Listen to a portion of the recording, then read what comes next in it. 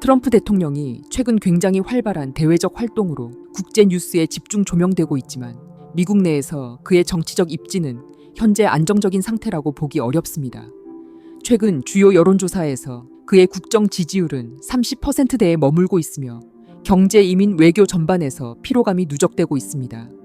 이런 상황에서 트럼프는 국내의 정치적 안정보다 오히려 마약과의 전쟁을 전면에 내세우고 있습니다. 미국 정치권 일각에서는 이러한 트럼프의 행보를 두고 치안 강화를 위한 구호가 아니라 국내적 여론을 피하기 위해 국가 안보 담론을 재가동하는 선택이라고 비난하기도 합니다. 트럼프가 국내 정치의 동력을 확보하기 위해 마약 문제를 군사 개념으로 끌어올렸다는 주장입니다.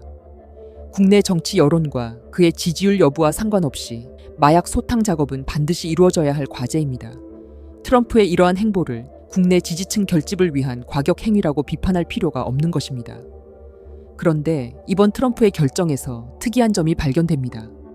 그 중심에는 펜타닐이 있습니다. 트럼프 대통령은 최근 백악관에서 열린 국경 수비대 대원들에게 메달을 수여하는 자리에서 펜타닐을 대량 살상 무기로 공식 분류한다고 밝혔습니다.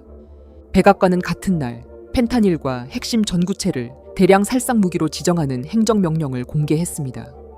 대량 살상 무기라는 분류는 군사 대응과 해외 작전의 동기를 제공하는 개념입니다. 트럼프 행정부는 마약을 범죄 문제가 아닌 안보 위협으로 규정했고 이 순간부터 마약 단속은 범죄 소탕의 개념에서 군사 행동의 영역으로 이동했습니다. 트럼프는 펜타닐로 인한 미국 내 사망자를 전쟁 사망자와 같은 방식으로 계산해야 한다고 말해왔습니다. 이제 중남미의 마약 조직은 더 이상 범죄 집단이 아닌 미국의 적대 세력으로 설정됐고 펜타닐의 대량 살상 무기 지정은 이 모든 조치를 하나로 묶는 기준점 역할을 하게 됩니다. 이러한 발표와 동시에 이미 실행에 옮겨진 작전이 있습니다. 미 국방부는 지난해 9월부터 베네수엘라 인근 카리브해와 동태평양 등 중남미 연안 해역에서 마약 운반선으로 규정한 선박들을 잇따라 격침해 왔습니다. 트럼프는 해상을 통해 유입되는 마약의 거의 대부분을 차단했다고 강조했습니다. 미군은 중남미 연안에서 사실상 교전 규칙에 따라 전시 행동에 가까운 군사작전을 전개하고 있으며 해상 봉쇄는 이미 현실이 됐습니다. 그리고 트럼프는 여기서 멈추지 않았습니다. 그는 지난 12일 백악관 집무실에서 기자들과 만나 이제 지상작전을 시작할 것이라고 발표했습니다. 해상작전이 초기 단계였다면 지상작전 언급은 다음 단계가 있음을 분명히 한 발언입니다. 트럼프는 지상이 더 쉽다고 표현하며 작전 개시가 임박했음을 시사했습니다. 구체적인 날짜나 장소는 밝히지 않았지만 방향은 명확히 설정되어 있습니다. 지상작전의 표적이 어디냐는 질문에 트럼프는 베네수엘라에 국한될 필요가 없다고 답했습니다. 그는 미국으로 마약을 들여오는 사람들 모두가 대상이라고 말했습니다. 이는 특정 국가가 아니라 네트워크 전체를 겨냥한 것입니다. 쿠바, 콜롬비아 등 베네수엘라 주변 좌파 성향 국가들까지 시야에 들어와 있음을 드러낸 발언입니다. 지금까지의 흐름을 종합하면 트럼프의 마약 전쟁은 아직 시작 단계가 아닙니다. 해상 작전은 이미 진행 중이지만 그의 지상 작전 언급은 이 전쟁이 더 넓은 범위로 확대될 수 있음을 예고합니다. 이제 문제는 이 전쟁이 어디까지 갈 것인가입니다. 그 질문의 답은 중남미와 베네수엘라에서 시작됩니다. 트럼프 대통령은 지난 16일 니콜라스 마두로가 이끄는 베네수엘라 정권을 해외 테러 조직으로 지정했습니다. 동시에 베네수엘라를 오가는 모든 제재 대상, 석유 운반선에 대해 전면적이고 완전한 봉쇄를 명령했습니다. 이는 외교적 압박이나 제재 강화 수준이 아닙니다. 미군을 동원한 해상 봉쇄는 교전 직전 단계의 조치라 할 수 있습니다. 전면전 수준의 대규모 군사작전 이전에는 항상 금융 제재와 에너지 루트 차단이 먼저 진행됩니다. 트럼프 행정부는 베네수엘라산 원유를 마두로 정권의 불법 자금원으로 규정하며 해당 석유가 마약 테러와 인신매매, 살인과 납치의 재원으로 쓰이고 있다고 밝혔습니다. 미국은 마두로 정권이 확보한 모든 석유와 토지, 기타 자산의 반환을 요구하고 있습니다. 이 조치로 미국의 대베네수엘라 정책은 경제 압박에서 군사 행동으로 성격이 바뀌었습니다.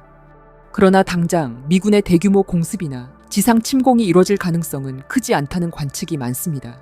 하지만 이는 공격 의지가 없다는 뜻이 아닙니다. 미군은 직접적인 침공보다 사이버 작전과 전자전을 먼저 선택할 가능성이 높습니다. 위성 교란과 통신 차단으로 방공 체계를 무력화한 뒤 전투기를 동원해 핵심 지상 목표물을 타격하는 방식이 가장 현실적인 시나리오로 거론됩니다. 이런 방식은 단기간에 정권의 통제력을 약화시키는 데 목적이 있습니다. 미 의회 일각에서는 이러한 군사 행동에 명확한 법적 근거가 부족하다는 비판이 나왔습니다. 블룸버그를 비롯한 미국 언론도 지상 타격이 중남미 전반의 긴장을 급격히 높일 수 있다고 경고했습니다. 베네수엘라 정부는 강하게 반발했습니다. 마두로는 외국의 공격이 있을 경우 노동 계급의 총파업과 봉기를 통해 더욱 급진적인 혁명을 추진하겠다고 말했습니다. 그는 미국의 제재와 군사 압박을 내정 간섭과 제국주의적 공격으로 규정하며 중국과 러시아 등 우호국과의 협력을 강화하겠다는 입장을 고수하고 있습니다. 미국은 베네수엘라의 정권 교체를 요구하고 있으며 마두로 정권은 좀처럼 굽히지 않는 모습입니다. 그러나 베네수엘라를 향한 경제 제재와 에너지 압박 등이 지속될수록 세계 모든 지도자들이 그랬던 것처럼 결국 마두로 역시 백기를 들 수밖에 없다고 전문가들은 보고 있습니다. 이 전쟁은 베네수엘라만을 향하지 않습니다. 트럼프 행정부는 최근 동남아시아에서 범죄 조직 소탕과 마약 자금 차단 작전을 동시에 벌이고 있습니다. 현재 벌어지는 태국 캄보디아 전쟁 역시 미국의 대리전 성격을 띠고 있습니다. 이 과정에서 중국계 삼합회와 연계된 마약 유통망이 주요 표적으로 떠올랐습니다. 중남미 역시 중국 자본이 깊이 들어간 지역입니다.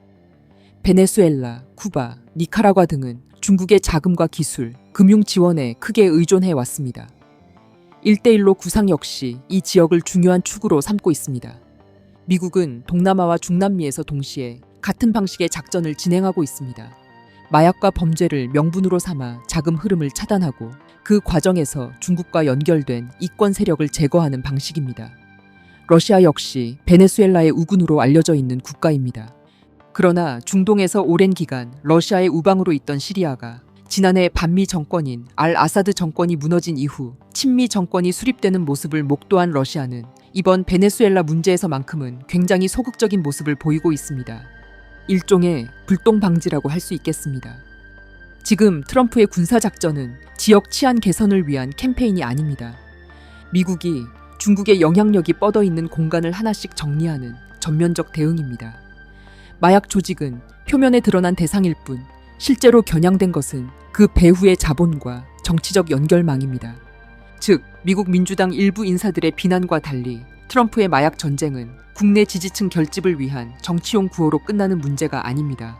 펜타닐을 대량 살상 무기로 규정한 순간부터 이 전쟁은 군대의 방식대로 움직이기 시작했고 해상 봉쇄와 작전, 테러 조직 지정, 자산 반환 요구, 지상 작전 계획 등은 모두 같은 흐름에 놓여 있습니다.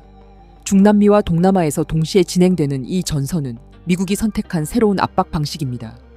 트럼프는 마약과의 싸움을 군사 행동의 영역으로 끌어올리며 미국의 개입에 대한 정당성을 확보했습니다. 그 결과 이 전선은 중국과 그 주변국, 나아가 세계 곳곳의 친중 반미 성향의 정권을 향하고 있습니다. 냉전 시기 미국이 공산주의 확산을 가장 큰 위협으로 인식했다면 미중 대립이 중심이 된 현재의 국제 질서에서 미국이 규정한 핵심 위험 요소는 마약입니다. 이제 마약 연루 국가로 낙인 찍히는 순간 미국의 군사적 압박과 직접 개입 가능성은 언제든 현실이 될 수 있습니다. 지금 중남미에서는 그 어느 때보다도 짙은 전운이 감돌고 있습니다. 시청해주셔서 감사합니다.